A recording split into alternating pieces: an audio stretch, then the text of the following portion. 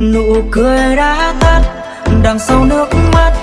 Người vì anh cố níu duyên chỉ toàn nhân lấy yêu phiền. Chỉ vì anh phút tâm một điều đơn giản lắm. Chăm lo em anh cũng không trọn vẹn. Chẳng ngờ người đến sau hiểu rằng anh đã sai nên làm điều ngược lại. Ngày trôi mưa thấm nhìn nhau lạ lắm. Em yêu ai rồi buồn nơi đau đớn giày vò cô đơn.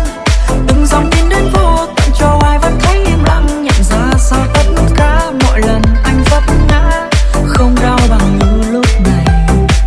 Nhìn người thật sâu ngoài trời mưa sắp lâu chỉ biết tự trách mình.